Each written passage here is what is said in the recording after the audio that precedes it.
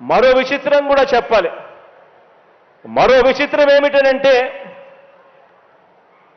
ఈ త్యాగరాజు గురించి, ఈ దత్తపుత్రుడు గురించి మరో విచిత్రం ఏమిటనంటే రియల్ లైఫ్లో ఈ పెద్ద మనిషి ఏ భార్యతోనూ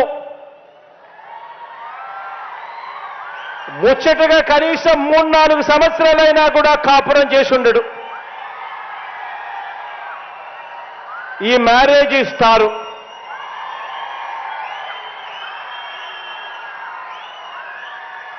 ఆడవాళ్ళను కేవలం ఆట వస్తువులుగా మాత్రమే చూస్తూ పెళ్లి అనే ఒక పవిత్ర వ్యవస్థను, పెళ్లి అనే ఒక పవిత్ర సాంప్రదాయాన్ని మంటగలుపుతూ 4 ఏళ్లకోసారి పెళ్లి చేసుకోవడం, మళ్ళీ విడాకులు ఇచ్చేసేయడం, మళ్ళీ పెళ్లి చేసుకోవడం, మళ్ళీ విడాకులు ఇచ్చేసేయడం,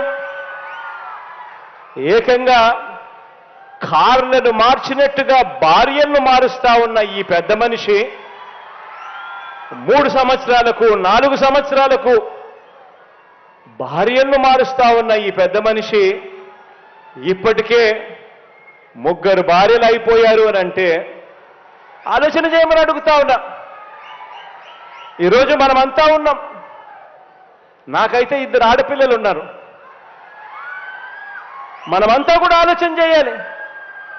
మనకు చెల్లెళ్ళు ఉన్నారు, మన ఇళ్లలో ఆడబిడ్డలు ఉన్నారు.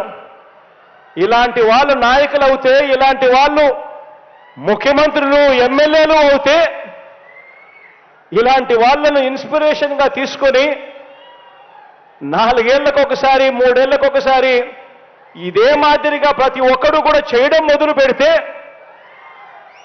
నిజంగా మన ఆడబిడ్డల పరిస్థితి ఏమిటి, మన చెల్లెళ్ళ పరిస్థితి ఏమిటి, మన ఆడబిడ్డల పరిస్థితి ఏమిటి? పవన్ కళ్యాణ్ అంటే 3 పెళ్లిళ్ళు 2 విడాకులు. అతని దృష్టిలో 4 పెళ్లిళ్ళు అంటాడు.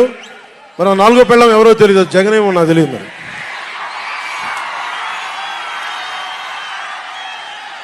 నాకు ఇదే విసుగొస్తుంది. జగన్ లేని 4వ పెళ్ళం నువ్వేరా.